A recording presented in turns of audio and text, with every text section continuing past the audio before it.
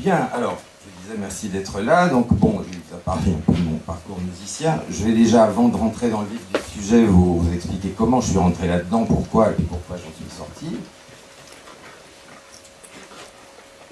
Mais, bon, il se trouve dans les milieux artistiques, vous savez, il y a beaucoup de gens qui sont dans la franc-maçonnerie. Moi, j'avais un ami depuis des années qui ne m'avait jamais dit qu'il l'était et qui, un jour, s'est découvert à moi. On dit ça, hein, c'est se découvrir, c'est révéler qu'on est franc-maçon. Bon, et un jour, il me dit, écoute, depuis toujours, tu es passionné par le symbolisme, tu es un artiste reconnu, je suis sûr que tu te sentirais bien en loge. Bon.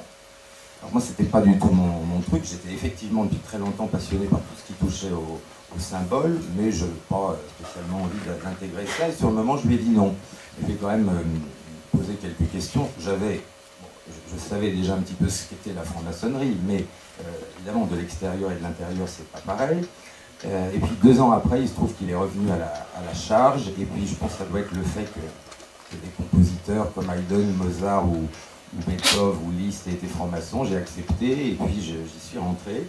Je l'expliquerai tout à l'heure plus en détail. J'en suis donc sorti 8 ans après être devenu maître, parce qu'il faut savoir que dans la franc-maçonnerie, avant d'être maître, vous pouvez de toute façon pas savoir du tout où ça va. C'est une structure pyramidale. Les apprentis ou les compagnons ne savent absolument pas ce qui se passe après, et c'est bien ça le danger, c'est ce que je vais expliquer tout à l'heure, c'est que vous avez des codes qui, alors, soit changent selon les grades et les degrés, mais qui peuvent rester les mêmes, mais la signification change. Je vous expliquerai justement tout à l'heure comment, par exemple, les aristocrates se sont fait couper la gorge après 1789 par leurs propres frères, et vous allez voir que tout ça est extrêmement prouvable, et ça n'a pas vraiment changé. Donc, ça, je vais vous expliquer ça tout à l'heure. Avant de commencer à rentrer dans le vif du sujet, il y a 3 mots qu'il faut vraiment que vous compreniez sur le plan maçonnique pour pouvoir suivre après. Ce sont les mots loge, obédience et rite. Alors, une loge, ça représente soit l'endroit où se réunissent un groupe de frères, soit l'intégralité des frères qui se réunissent tous les 15 jours, etc., qui sont en général par groupe de 40 ou 50. Donc on appelle ça une loge. Bon. Les obédiences, vous avez le Grand Orient de France, la Grande Loge de France, la Grande Loge de droit humain, la Grande Loge féminine, la Grande Loge nationale française, ce sont des structures qui regroupent un grand nombre de loges, même sur le plan administratif. Donc une obédience va regrouper 100, 200 ou 300 loges. Voilà. Et alors un rite, au sens maçonnique du terme, c'est évidemment des écrits qui forment une structure avec des codes particuliers et une idéologie justement dont on va parler. Il y a un grand nombre de rites différents, mais celui sur lequel on va se concentrer, parce que c'est là où est le vrai problème, et vous verrez tout à l'heure, c'est celui qu'on appelle le rite écossais ancien et accepté. Ils ont 33 degrés, et vous verrez que c'est pas un hasard si on s'attarde sur celui-là, parce que c'est là qu'est vraiment le lobby de pouvoir, et beaucoup plus. Et c'est pas un hasard si tous les hommes politiques, les juges ou les policiers qui sont francs-maçons sont tous dans ce rite-là et pas dans un autre. Voilà. Donc, vous allez apprendre pourquoi tout à l'heure. Donc, bon, comme je vous ai dit, il y a plusieurs types de franc-maçonnerie, mais ce rite écossais ancien et accepté est vraiment ce qui a été le cœur de la déviation de la maçonnerie, parce qu'il faut savoir que ça n'a pas toujours été ce que c'est devenu. On va voir pourquoi, et je vais vous donner des exemples concrets. Il faut savoir que la maçonnerie, avant 1717, avait rien à voir avec ce qu'elle est aujourd'hui. Au XIVe siècle, par exemple, vous aviez des francs-maçons qui étaient uniquement des compagnons du Tour de France, des ouvriers, des tailleurs de pierre, des architectes, hein, des vrais architectes, pas grands architectes de l'univers, et qui étaient donc des groupes comme ça, qui étaient extrêmement instruits. Il n'y avait ni lobby, ni quoi que ce soit. Au départ, ça s'appelait la maçonnerie opérative. Voilà. Et on va voir comment des gens se sont infiltrés là-dedans et petit à petit ont transformé ça en ce qu'on appelle maintenant la maçonnerie spéculative, où on trouve effectivement plus de banquiers et d'hommes politiques que d'architectes ou d'ouvriers. Moi, j'ai jamais rencontré un ouvrier en loge, ça en dit beaucoup, alors que ça n'a pas toujours été comme ça. Donc la franc-maçonnerie spéculative est née en 1717, à Londres, c'est la Grande Loge Unie d'Angleterre, dont le but était très clairement d'affaiblir toutes les dynasties catholiques, etc., et de faire de Londres le centre financier vraiment usurier, on peut dire. C'est écrit noir sur blanc, donc le but était très clair. Et entre 1717 en Angleterre, donc à Londres, et les années qui précèdent la Révolution française, tout a été, tout est devenu comme ça, absolument dans le monde entier. On va voir en France en particulier, mais la maçonnerie opérative a disparu au profit de cette maçonnerie-là, qui à ce moment-là déjà devenu un lobby de pouvoir et politique également, évidemment, par la force des choses. Donc, je vais vous expliquer pourquoi, en franc-maçonnerie, par exemple, un apprenti ou un compagnon ne peut absolument pas comprendre où va le système et pourquoi un frère d'un certain grade ne sera jamais, à moins d'être vraiment malin et de connaître tous les rites et d'aller s'y reporter, ne saura jamais où ça va. Alors, je vais prendre un exemple. À l'époque, juste avant la Révolution française, voilà ce qui s'est passé. Vous avez un code en maçonnerie qui est donné aux frères. Le code ne change pas, par contre la signification change.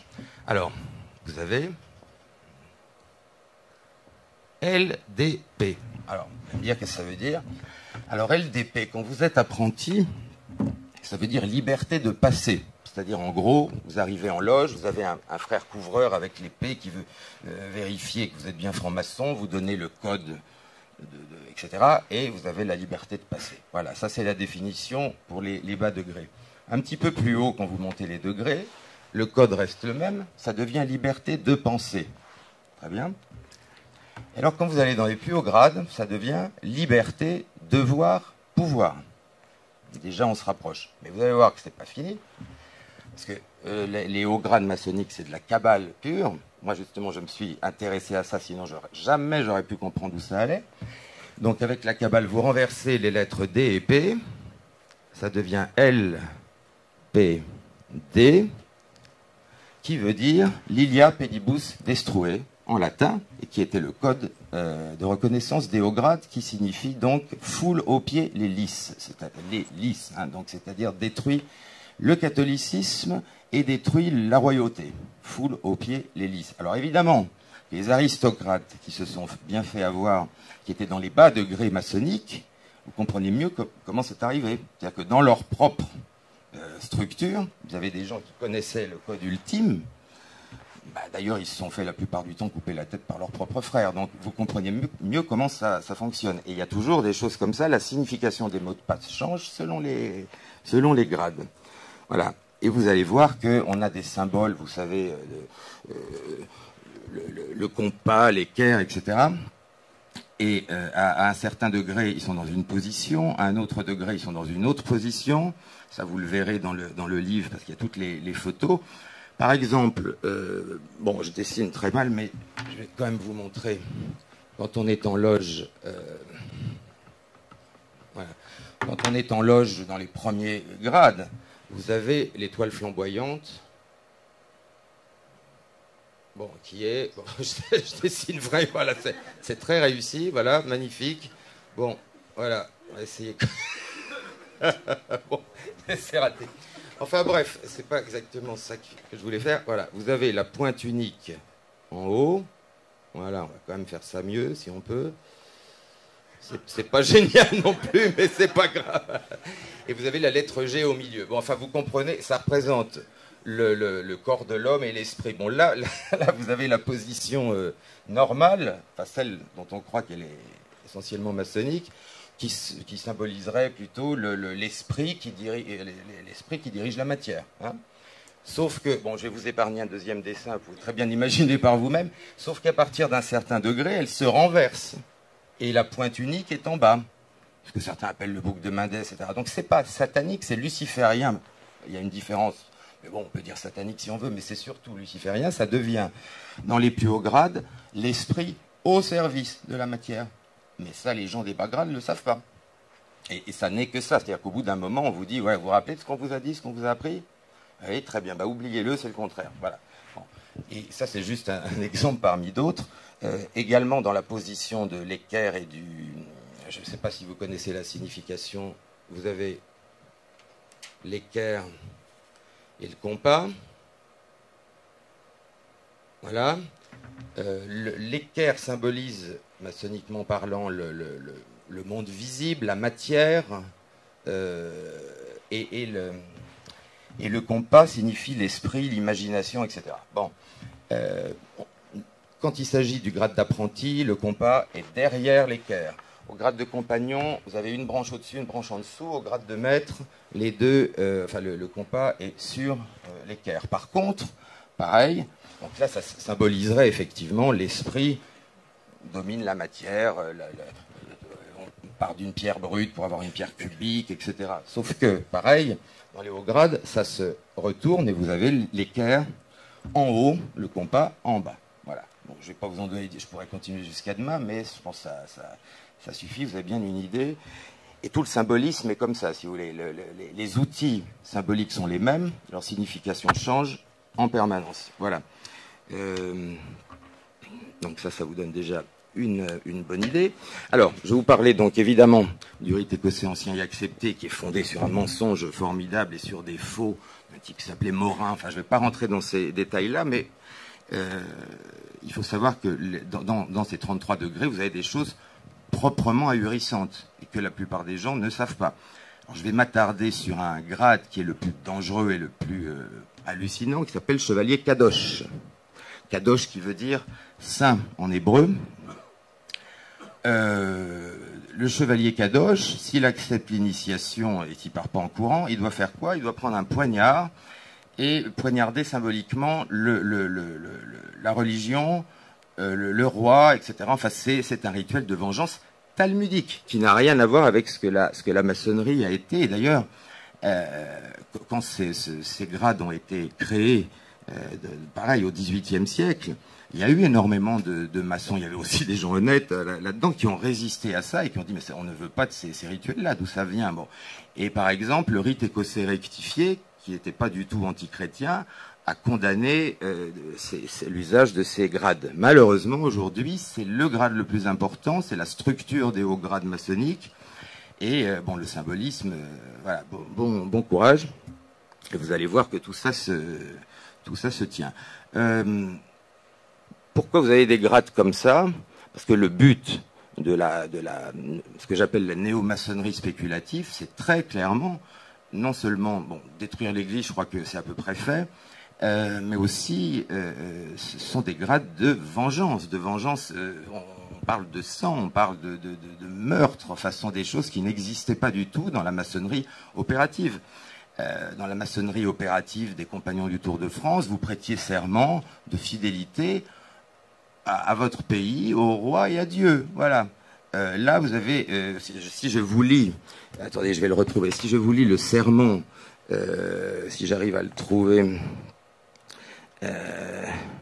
le serment qu'on vous demande, en gros, si vous n'êtes pas fidèle, je le trouve pas là, mais c'est pas grave, on vous coupe en deux, on vous arrache la langue, on vous brûle les boyaux, tout ce que vous voulez, les intestins, on vous jette dans la mer pour que plus une seule personne ne se souvienne même de l'existence de votre nom. Enfin, vous voyez, c'est sympathique. Bon, et ça, c'est la maçonnerie spéculative, celle qui est née, comme je vous l'ai dit, entre 1717 et qui s'est finalisée juste dans les années précédant la Révolution française, mais ça a été très vite et dans le monde entier. Donc maintenant, tous les gens de pouvoir, à chaque fois que vous entendez parler d'un scandale maçonnique, c'est toujours ce rite-là, hein, c'est pas un hasard. Tous les présidents des États-Unis ont été francs-maçons à ce rite-là, sauf peut-être, je ne sais pas si Bush l'a été, mais lui faisait partie des Schools and Bonds, maintenant il y a d'autres choses, mais disons que les présidents américains étaient tous 33e degré du rite écossais ancien et accepté, et évidemment c'est pas un hasard, parce que c'est par cette voie-là que les choses se font. Bon. Alors je vais vous parler un peu de la Kabbale, parce que bien évidemment, dans les rituels maçonniques, quand vous cherchez un peu à regarder ce qui se passe, vous comprenez que tout est codé, tout est kabbalistique. Alors, ce qui a l'air difficile à croire, mais c'est pourtant vrai, c'est que vous avez des gens qui n'ont pas le courage même d'aller chercher la signification des codes qu'on leur donne. Vous avez des frères qui vont répéter un code en hébreu, parce que presque tout est en hébreu, sans même aller chercher ce que ça veut dire. Et ça existe, ça a l'air ahurissant. Bon, moi, évidemment, vu ma personnalité, quand on a commencé à me balancer ce genre de code, je me suis vraiment intéressé à la Kabbale pour savoir ce que ça voulait dire. Donc vous avez, donc tout est en hébreu, et je n'ai jamais rencontré un frère qui parlait hébreu. Enfin, il y en a quelques-uns évidemment, mais la plupart du temps, les gens ne font même pas attention et répètent ça. Alors par exemple, je parlais tout à l'heure du 30e degré de Kadosh. Vous devez, en même temps que vous faites ce que j'ai dit tout à l'heure, prononcer Nekam Adonai, qui veut dire vengeance Seigneur en hébreu. Bon, mais vous avez des choses encore bien plus ahurissantes que ça. Je vais vous en trouver quelques-unes. Par exemple, quand vous êtes au 26e degré, bon, d'abord le mot sacré c'est Yehovah Yakin, donc c'est de l'hébreu évidemment. Un seul Dieu, éternel et souverain en toutes choses, etc. Je vous épargne les mots de passe. Et voilà l'extrait du rituel de réception, ce que vous devez répondre pour entrer en loge. Donc on vous demande quelle est cette triple alliance. Alors accrochez-vous pour la réponse, hein, vous allez voir que la franc-maçonnerie c'est vachement laïque. Et, hein, celle que l'Éternel fit avec Abraham par la circoncision, celle qu'il fit avec son peuple, Eliram, dans le désert par l'entremise de Moïse. Alors, maintenant, si vous voulez, quand les hypocrites du Grand Orient de France viennent vous dire que c'est universaliste et pas voilà, et laïque, ah bah, si on considère que la laïcité c'est simplement effectivement critiquer le catholicisme et les musulmans, sans doute. Mais enfin, pour ce qui concerne le judaïsme et les protestants, pas du tout. Voilà, parce que tous ces rituels dont je vous parle ont été faits par ont été créés au départ par deux pasteurs protestants et par des juifs qui ont complètement même fait disparaître un grand nombre de codes, un grand nombre d'écrits pour les remplacer par ce que vous voyez là. Et tout le rite écossais ancien et accepté est criblé de ça. Je vous dis, je pourrais continuer pendant des jours. Bon, il y a quand même un autre exemple qui serait intéressant. Il faut savoir que le mot de passe, par exemple, du 21e degré, c'est Phaleg, qui signifie en hébreu division et confusion. Voilà. Enfin, vous voyez déjà, bon, vous connaissez tous sans doute le fameux Ordoab Chaos. Bon, enfin, de toute façon, vous avez vu sa réalisation en Syrie ou ailleurs. Enfin voilà. Bon, et vous avez ces mots de passe, confusion, chaos, etc., que vous retrouvez toujours en hébreu. Hein. Voilà. D'ailleurs, le mot sacré du 33e degré, il faut le dire en hébreu, Mi Kamoka Bahelim Adonai. Voilà, qui parmi les dieux est comme toi, Adonai. Moi, j'ai rien contre l'hébreu, hein, c'est très intéressant. Mais il faudra quand même pas se moquer du monde quand on nous dit que c'est universaliste, laïque. Bon, vous voyez un peu le résultat. Bon, il faut savoir aussi que la Kabbale, vous avez dû en entendre parler, mais c'est une mystique juive qui se divise en trois choses tout à fait différentes, la Témoura, le Notarikon et puis la Guématrie. Alors, on va s'attarder sur la Guématrie un petit peu. La Guématrie, c'est vous avez chaque lettre qui possède une valeur numérale. Par exemple, Aleph égale 1, Bet égale 2, Gimel égale 3, Dalet égale 4, etc. Et ça consiste à chercher le nombre d'un mot, c'est-à-dire par exemple 1 plus 2 plus 5, etc. Ça vous donne évidemment un nombre que vous allez, selon la loi des analogies, comparer à d'autres mots qui ont la même valeur et qui sont donc kabbalistiquement liés. Vous avez aussi donc le système de la Témoura. Vous prenez la première lettre de l'alphabet, vous la transformez en dernière, la deuxième en avant-dernière, etc., etc. Donc la Kabbale, c'est ça, et les codes maçonniques sont remplis de ça. Alors, je vais vous donner un exemple qui est, je pense, intéressant.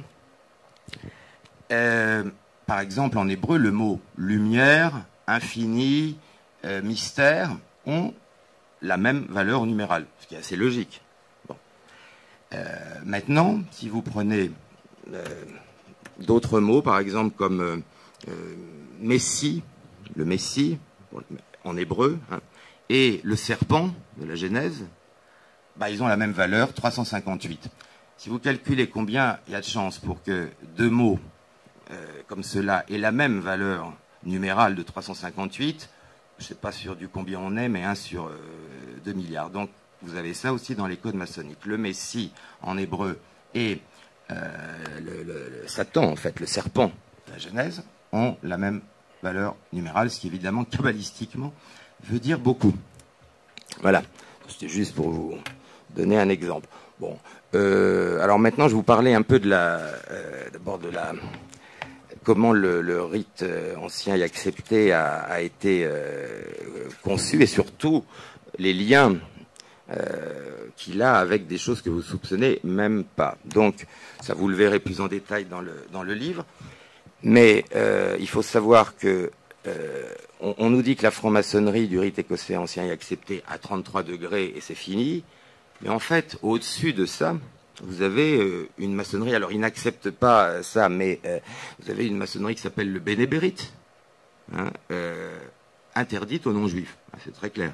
Interdite aux non-juifs. Seuls les juifs de sang de la mer, etc., peuvent y rentrer. Et il se trouve que, alors, ils répondent non, mais ça n'a pas de lien, etc. Bon, non seulement ça en a un, mais j'ai retrouvé les preuves des chartes signées entre Albert Pike, qui est celui qui est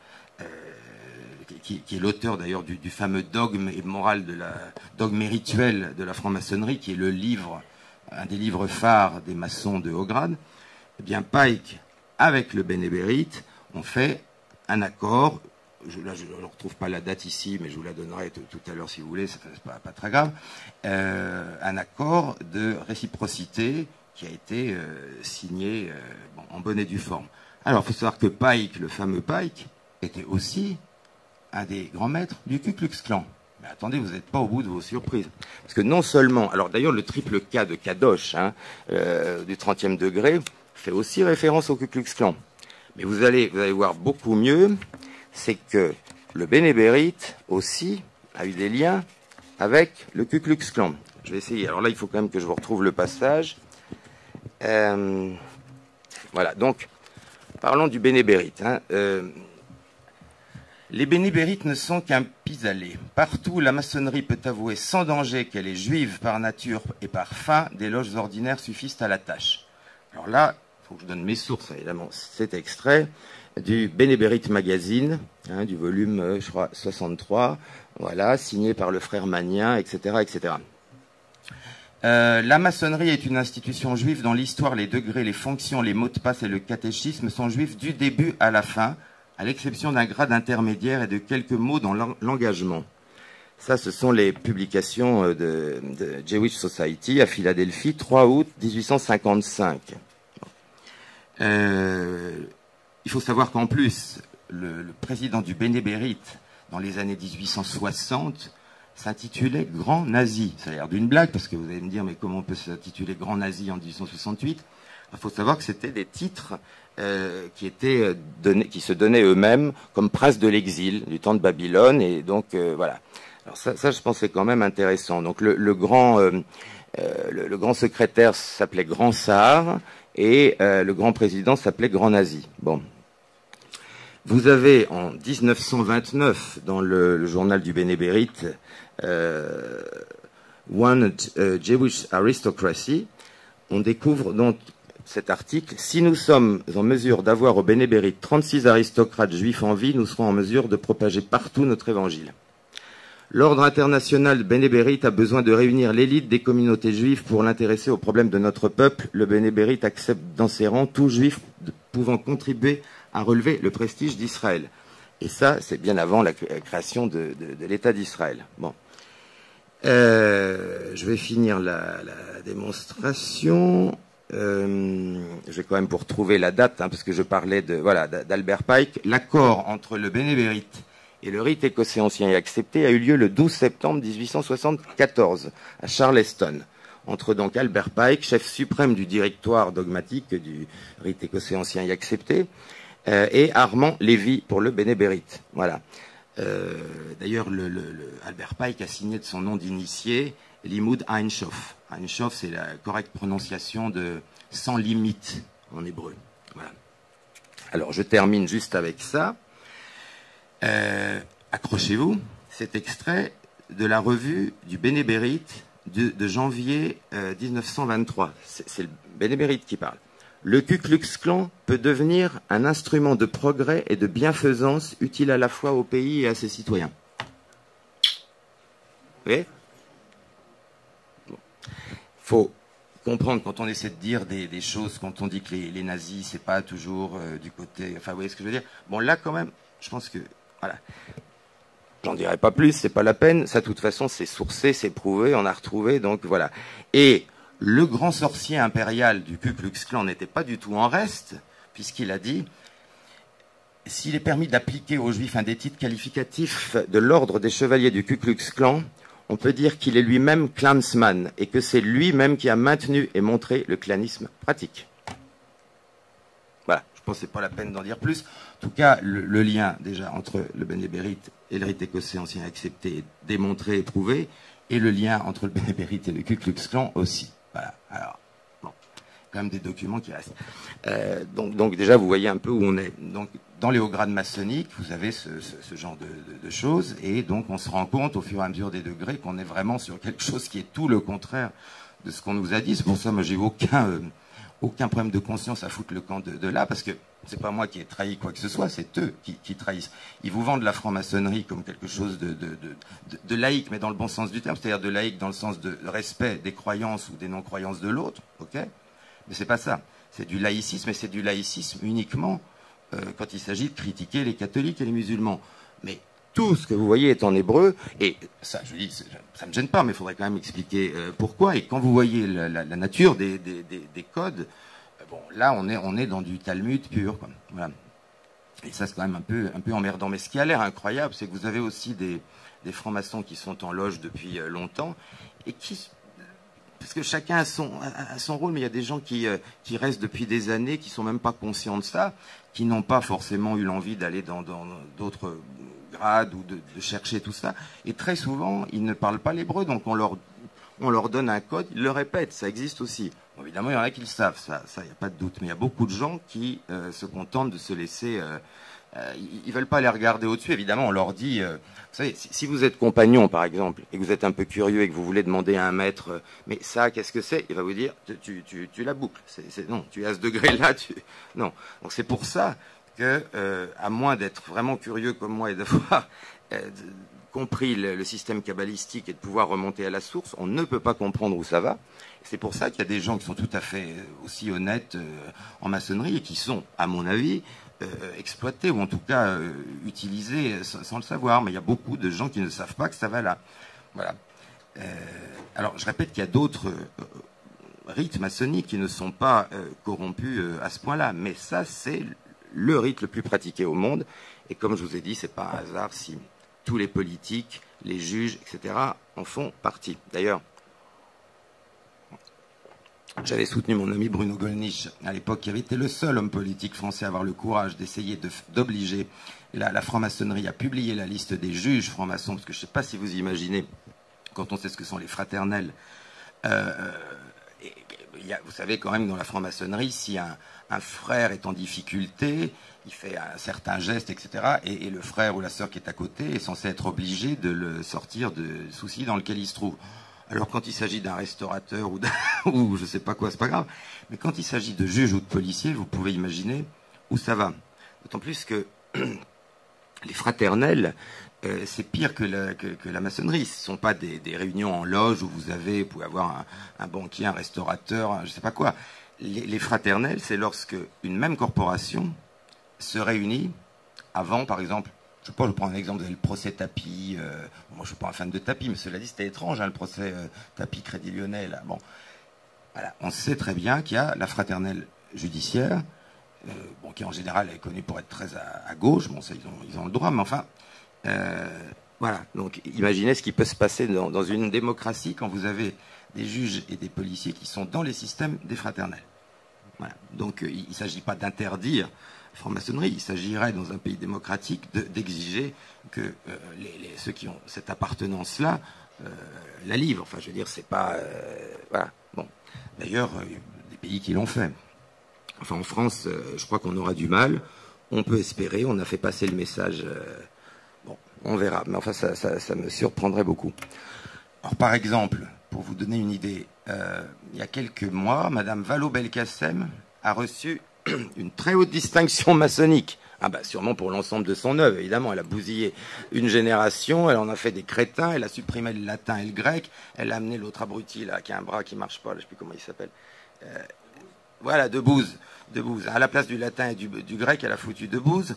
Maintenant, elle fait de la propagande pour la franc-maçonnerie auprès des jeunes. Hein, et donc, pour l'ensemble de son œuvre, évidemment, elle a été récompensée. Mais alors là, c'est pareil. Il ne faut pas croire que ce sont les frères. Moi, j'ai jamais rencontré un frère, à l'époque où j'étais franc-maçon, qui avait une quelconque admiration pour cette nanette. Ça passe au-dessus des frères.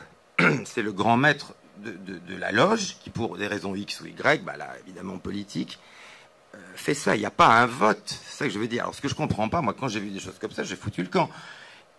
Et je comprends pas qu'ils y restent, parce qu'ils sont aussi utilisés. Mais il faut pas croire que ce sont les frères qui ont voté, des milliers de frères qui ont voté pour que cette femme soit décorée. Non. Simplement le passé grand maître de la Grande Loge de France qui a décidé ça. Voilà. No comment. Donc effectivement, quand on dit que la franc-maçonnerie, bon, est apolitique, ça, de toute façon, ça fait marrer tout le monde, évidemment. Et ça s'arrête pas là. Bon. Qu'est-ce que je peux vous dire de plus? D'ailleurs, c'est quand même intéressant. J'avais soulevé le problème en loge une fois avant de partir. J'avais dit, mais quand même, Mozart était franc-maçon. Bon, il est mort bien jeune, le pauvre. Où étaient les frères de sa loge quand il a été jeté dans une fosse commune? C'est des petits trucs comme ça. Hein, voilà. Bon, là, ça n'a pas beaucoup plu, mais c'est pas grave. Évidemment, la réponse, on l'attendra longtemps. Voilà, donc moi je m'adresse autant à des jeunes qui sont rentrés là-dedans et qui parfois peuvent le faire tout à fait de bonne foi en disant essayez de penser à ça, quoi. Parce que l'idée de fraternité, il faut bien comprendre ce que c'est pas vraiment ça. Et de toute façon, la franc-maçonnerie a forcément besoin d'avoir des idiots utiles comme on a pu l'être. Il faut des artistes pour montrer que c'est pas uniquement composé de banquiers, de juges et de politiciens. Mais bon, ça s'arrête là. J'ai jamais vu un artiste ou un ouvrier du bâtiment, même brillant, etc., devenir grand maître d'une obédience. Hein, on est bien d'accord. Donc il est clair que c'est devenu... Et ça, c'est arrivé, je vous ai dit, entre 1717 et avant la Révolution française. Tout était déjà en place. Il y a beaucoup de gens qui pensent que tout ça vient de Jules Ferry. Bon, effectivement, celui-là, c'est quelque chose aussi. Mais il n'a rien inventé. Tout était déjà en place avant. Hein, les dérives de la maçonnerie, c'est pas le début du XXe siècle. C'est, comme je vous dis, la création de la Grande Loge Unie d'Angleterre. Et tout a été fait en quelques années. Sous la Troisième République, le gouvernement était entièrement maçonnique. C'est absolument hallucinant. Et d'ailleurs, Jules Ferry, qui passe pour un grand homme qui aurait créé l'école libre, obligatoire, etc. Bon, c'est pas difficile de vérifier que c'est Louis XIV, mais c'est pas grave, Louis XIV et Louis XV. Bon. Et surtout, ce que personne ne sait, c'est que Jules Ferry était terriblement raciste. Il a écrit des choses hallucinantes, mais bon, lui, il peut, quoi. Voilà.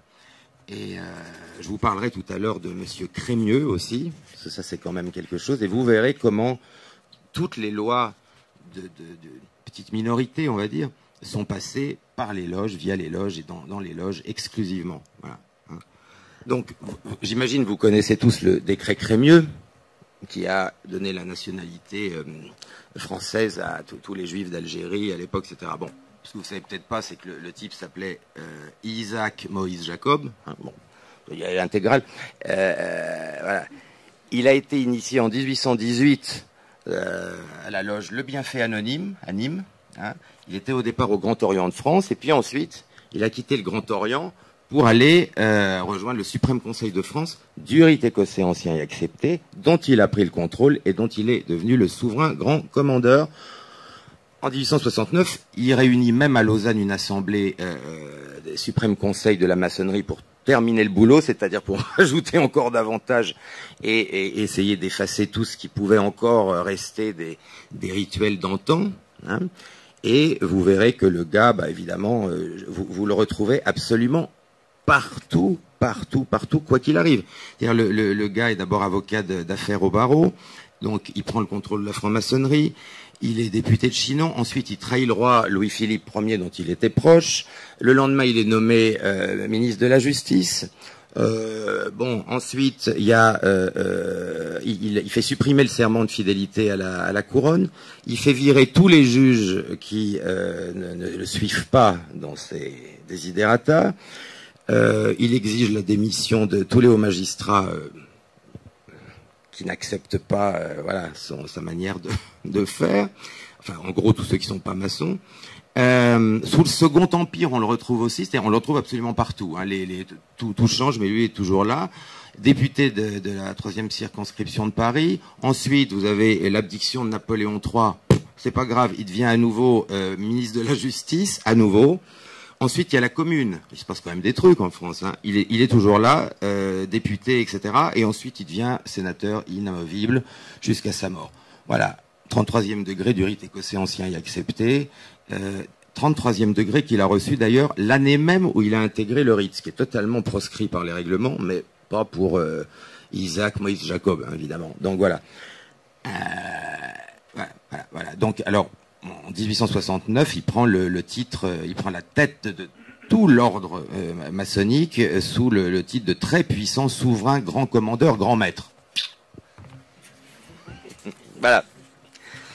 Bon, je vais pas vous faire. J'aurais pu. Alors, il y a Albert Pike aussi, mais je vous en ai déjà un peu parlé tout à l'heure. Vous allez voir, le mec là, c'est vraiment la totale. Hein. Bon. Donc, quand vous voyez comment le rite ancien écossais, ancien et accepté, a été créé par qui, alors là, c'est la totale. Vous avez ça commence avec deux pasteurs protestants imbuvables, ultra calvinistes, des Aguliers et puis Anderson. Donc, les constitutions maçonniques ont été faites par ces types-là qui travaillaient évidemment à détruire tout ce qui pouvait rester de l'opératif et à poser les bases de tout ça, qui ensuite est repris par ce Pike dont je vous ai dit qui il était. Donc vous ne savez pas tout, parce que je vous conseille d'aller voir le phénomène. Bon, et puis par-dessus, vous avez les crémieux, etc., qui terminent le boulot. Donc la franc-maçonnerie n'a plus rien à voir avec ce qu'elle a été, ça, je crois que c'est clair, mais pour l'histoire, quand même, il faut savoir que ça n'a pas toujours été ça, et qu'au départ, c'était effectivement, au XIVe siècle et avant, une société de métiers, de constructeurs de cathédrales, etc. Et vous avez vu comment l'infiltration a été faite, et voilà, maintenant, on en est là. Qu'est-ce que je peux vous dire avant qu'on passe? J'ai encore quelque chose à vous dire, et puis ensuite, je pense que ce sera bien que vous posiez des questions, on rebondira comme ça. Par exemple, bon, je vous ai donné l'exemple du Bénébérite, donc qui est très clairement lié au rite écossais ancien et accepté, ce qui explique que même au 33e degré, vous avez des gens qui sont pas de la partie, quoi. Tout ça est choisi après selon les intérêts. Alors, ce qui est intéressant, c'est que la franc-maçonnerie n'est évidemment ni de gauche ni de droite. La franc-maçonnerie, elle est partout pour être sûre, évidemment, de pouvoir s'adapter. C'est bien pour ça que vous avez des francs-maçons dans tous les partis politiques. Je dis bon courage aux gens qui voteront pour Mélenchon, parce que quand on voit où il est placé dans la hiérarchie maçonnique, il ne faudra pas s'étonner. Voilà. Mais il y a aussi des francs-maçons, il y a Xavier Bertrand, il y a aussi Maître Collard. Alors, j'avais des amis tout à l'heure qui me demandaient comment se fait-il que Collard, qui est on peut dire porte-parole de Marine, n'a pas pris sa carte au FN. Et j'expliquais qu'il ne peut pas, parce que vous voyez l'hypocrisie de la maçonnerie. Un maçon qui aurait sa carte au FN serait immédiatement expulsé. Alors, ce qui montre en plus, il dit c'est apolitique, mais c'est apolitique, si vous avez une carte au FN, vous êtes expulsé immédiatement. Donc, il ne prend pas sa carte au FN pour rester dans la maçonnerie, parce que cette charte n'est toujours pas tombée. Donc, où il y a des gens du FN qui ne disent pas qu'ils y sont, mais enfin, s'il avait pris, lui, sa carte, il se serait fait expulsé de la franc-maçonnerie. Voilà, donc vous voyez un petit peu mieux comment ça fonctionne. Voilà, que vous dire d'autre? Si, je voulais quand même dire un mot sur ce qu'on appelle les tenues blanches, parce que moi, ça a été vraiment la goutte d'eau qui fait que je suis parti. Ce qu'on appelle une tenue blanche, c'est quand un conférencier, alors qu'il peut être maçon ou pas, vient parler pour les frères, c'est-à-dire vient faire une conférence pour les frères. Moi, j'ai vu la liste des invités, j'ai assisté à 3 tenues blanches, et je suis parti. J'ai vu Caroline Fourest. Si vous voulez, ça aide un peu. Moi, je conseille aux frères qui n'ont pas trop le courage d'en sortir, allez écouter ça, vous allez voir, ça va vous aider, ça va vous libérer un peu. parce que là, voilà. Bon, vous avez les vies de toutes voilà, les branches, et puis vous avez j'ai Klarsfeld aussi. Alors bon, je peux pas vous répéter, parce que là tout ce que je dis est absolument prouvé, donc ça, je peux pas vous répéter ce qui s'est dit à l'intérieur, parce que là j'aurai un procès aux fesses tout de suite. Alors si vous voulez, vous rentrez, moi j'étais rentré là-dedans. Alors là j'ai commencé quand même un peu à en vouloir au mec qui était de mon parrain. Il m'avait dit non, mais tu vas voir, c'est super, parce que moi quand même je suis pas rentré comme ça. Hein. Je lui ai dit mais attends, Rite Écossais ancien accepté, quand même il y a des trucs. Il me dit non, mais tu vas voir, c'est du symbolisme, c'est très libre.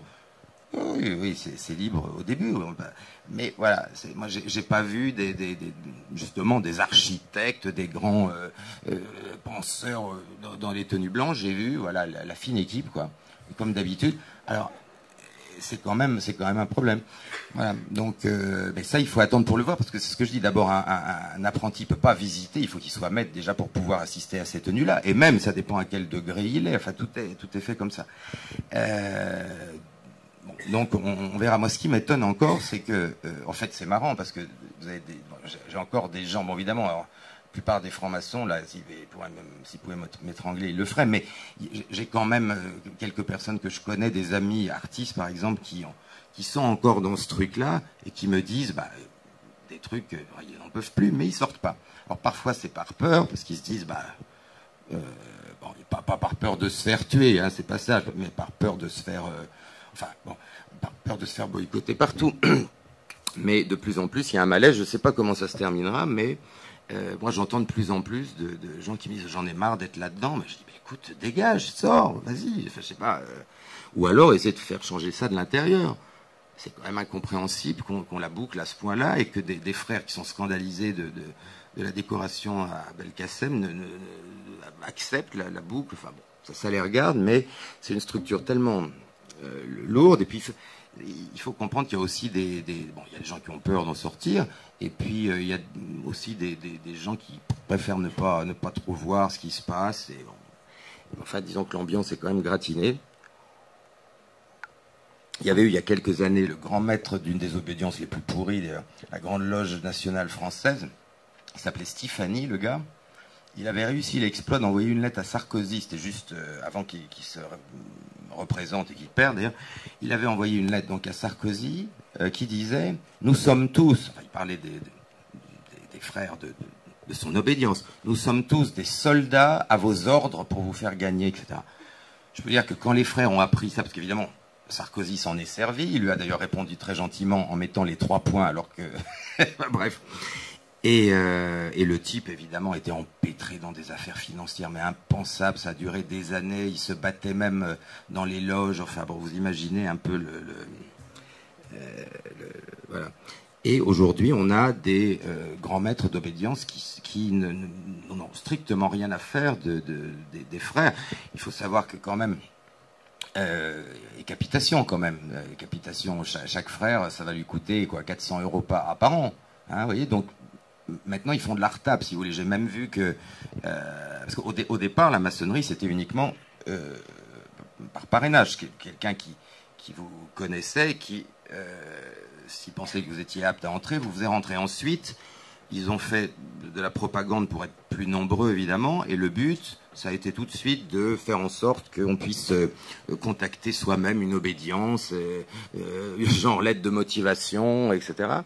Et puis maintenant, on fait plus fort, puisqu'il y a des jeunes dans les collèges, ou plutôt dans les lycées, qui reçoivent des pubs pour rentrer dans la franc-maçonnerie. C'est-à-dire, on peut considérer que le PS, bon, est mort, hein, ça je crois que c'est clair. Les mouvements genre SOS Racisme, il y a de plus en plus de gens qui ont compris que c'était pas un truc antiraciste et que c'était aussi complètement manipulé. Donc ils se demandent comment on va récupérer la jeunesse. Hein, ils vont pas se mettre au PS, ils vont pas. Alors comment on va pouvoir? Et là, il y a vraiment, pour la première fois, un désir de faire intégrer les plus jeunes à la franc-maçonnerie. Alors on verra ce que ça donne, mais voilà, ça on sent qu'on en est là.